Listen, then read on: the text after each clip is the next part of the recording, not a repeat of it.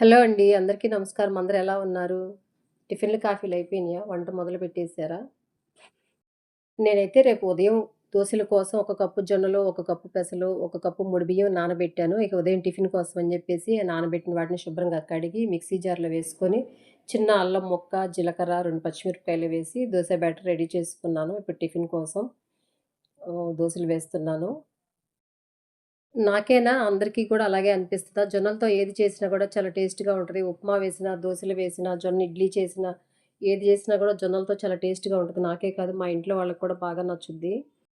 ఇంతకు ముందైతే నేను కొన్ని సంవత్సరాలు రాగులు, జొన్నలు పిండి పట్టిచ్చేసి రోజు దోసల్లో, ఇడ్లీల్లో నైటే కలిపేసి ఉదయాన ఇడ్లీ, దోసలు ఏసేదాన్ని. కొన్ని సంవత్సరాలు కంటిన్యూ చేశాను అలాగా. ఇలాగ రోజు నానబెట్టి మిక్సీ వేయటం ఇదంతా ఎందుకులే అని జెప్పేసి ఒకేసారి పిండి పట్టిచ్చేసి అందులో కలిపేదాన్ని.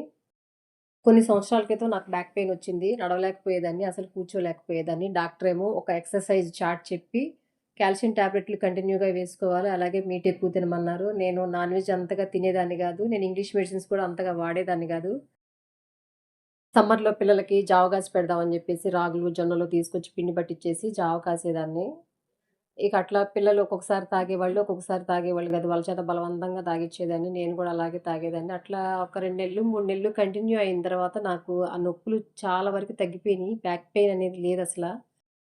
టిఫిన్ చేసేసి ఇంట్లో పని అయిపోయి లంచ్ కూడా అయిపోయిన తర్వాత జొన్న బూందీ మిక్చర్ చేద్దాం అని చెప్పేసి నిన్న జొన్నల పిండి పట్టించాను. ముందుగా జొన్న బూందీ చేసుకోవడానికి ఒక గ్లాసు జొన్న పిండికి 1/4 కప్పు శనగపిండి తీసుకోవాలి. ఈ పిండిలోకి రుచికి సరిపడా ఉప్పు, రుచికి సరిపడా కారం వేసుకొని, బేకింగ్ పౌడర్ గానీ, కొంచెం లేదా చిటికెడు వంట సోడా గానీ వేసుకొని, మనం జొన్న పిండి ఏ గ్లాస్‌తో అయితే తీసుకున్నామో, అదే గ్లాస్‌తో వాటరేసుకొని, ఇట్లా గంటి జారుడు పిండిలాగా కలుపుకొని పక్కన పెట్టుకోవాలి. ఈలోపు పొయ్యి మీద బాండీ పెట్టుకొని, బూందీ వేసుకోవడానికి అందులో ఆయిల్ వేసుకొని హీట్ చేసుకోవాలి. ఈ జొన్నలు, రాగులు వాడటం వల్ల తగ్గిందా? లేదా మెడిసిన్ వల్ల తగ్గిందా? అని జెప్పేసి నేను చెక్ చేసుకున్నాను. కొన్నాళ్ళు మెడిసిన్ ఆపేశాను. కంటిన్యూస్‌గా జొన్నలు, రాగులు పిండి పట్టించటము, జావ తాగటము, లేదా దోసల్లో, ఇడ్లీల్లో కలిపి వాడటం అట్లా ఒక 5, 6 నెలలు వాడాను. మెడిసిన్ ఆపేసిన తర్వాత ఇయి కంటిన్యూ చేశాను. నొప్పులు అంతగా లేవు నాకు. ఇక అందుకని జెప్పేసి ఇక అప్పటినుంచి ఇవే కంటిన్యూ చేస్తున్నాను. మెడిసిన్ ఆపేశాను. కొన్ని సంవత్సరాలవుతుంది నేను మెడిసిన్ వేసుకొని. కాల్షియం టాబ్లెట్లు గూడా 6 నెలలే వాడాను. ఇక తర్వాత వాడలేదు. అప్పటినుంచి ఇప్పటికి నేను బ్యాక్ పెయిన్‌కి మెడిసిన్స్ వాడలేదు. ఎక్సర్‌సైజులు కూడా ఒక సంవత్సరం పాటే చేశాను. వీడియో బోరింగ్‌గా ఉంటే స్కిప్ చేసేయండి. ఇది చిన్న బాండీ పెట్టడం వల్ల చాలా లేట్ అయింది. పెద్ద బాండీ పెడితే ఒక్కసారికి అయిపోయేది. ఆయిల్ వేస్ట్ అయిపోయిద్దని జెప్పేసి చిన్న బాండీ పెట్టి 2, 3 సార్లుగా వేశాను బూందీ. ఏంటి ఈ జొన్నల గోల అని అనుకోకండి. ఈ బూందీ అయిపోయింది. ఇది షిఫ్ట్‌ల వారీగా వేసేసాను. బూందీ మంచిగా వచ్చింది. ఇక ఈ మిక్చర్ కలుపుకోవటానికి ఇందులోకి అటుకులు, వేరుశనగ పప్పులు, నానబెట్టిన శనగలు ఇవన్నీ కూడా ఆయిల్‌లో ఫ్రై చేసుకోవాలి. ఈ మిక్చర్ కోసం నేను ఒక గ్లాస్ శనగలు నైటంతా నానబెట్టాను. ఇక ఈ బూందీ వేయటం అయిపోయిన తర్వాత వాటికి నీళ్ళన్నీ వంపేసి తడి లేకుండా క్లాత్‌తో తుడుచుకున్నాను. ఇవి కూడా ఫ్రై చేసుకోవాలి. స్లో ఫ్లేమ్‌లో పెట్టుకొని చాలా నిదానంగా ఫ్రై చేయాలి. హైలో పెడితే పైన మాడిపోతాయి. లోపల మెత్తగా ఉంటే ఉడికిపోద్దనమాట. చాలా నిదానంగా ఫ్రై చేయాలి. అట్లా ఫ్రై చేస్తేనే కరకరలాడుతూ వస్తాయి. మాడకుండా చూడండి గోల్డెన్ కలర్‌లో ఎలా వచ్చినాయో గలగల్లాడుతున్నాయి శనగలు.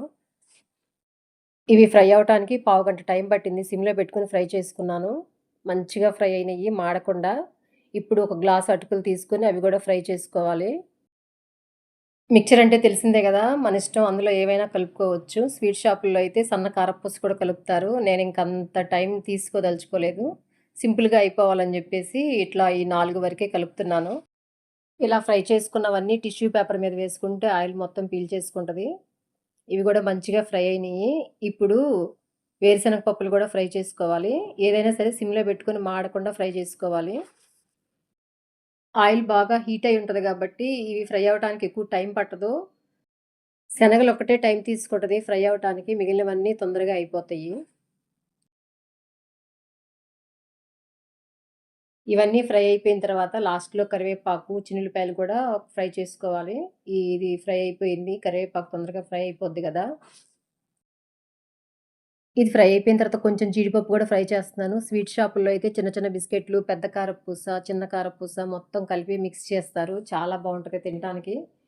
ఇక ఇవన్నీ ఫ్రై అయిపోయిన తర్వాత మొత్తం ఒక గిన్నెలోకి తీసుకొని ఒకదాని తర్వాత అన్నీ కలుపుకోవటమే. అందులోకి కొంచెం కారము, కొద్దిగా ఉప్పు వేసుకొని మొత్తం మిక్స్ చేసుకుంటే మన జొన్న బూందీ మిక్స్చర్ రెడీ అయిపోయినట్టే. శనగలు చూసారా ఎలా ఫ్రై అయినాయో? నాకైతే చాలా బాగా నచ్చినియి. మాడకుండా ఫ్రై అయినియి. ఇలా ఫ్రై చేసినవన్నీ మంచిగా టిష్యూ మీద వేశాను గదా! ఆయిల్ మొత్తం పీల్చుకొని అన్నీ పొడి పొడిలాడుతా వచ్చినియి. ఇవి కూడా వేసుకోవాలి.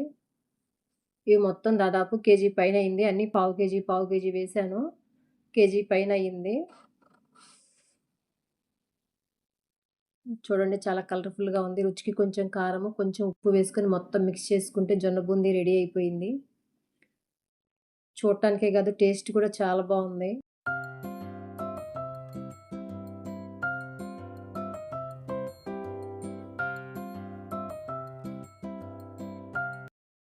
ఇది మొత్తం మిక్స్ చేసుకున్న తర్వాత ఫైనల్‌గా మనం ఫ్రై చేసి పెట్టుకున్న జీడిపప్పులు గూడా వేసుకొని మొత్తం కలుపుకొని, ఇది మొత్తం చల్లారిపోయిన తర్వాత గ్లాస్ జార్‌లో స్టోర్ చేసుకోవటమే.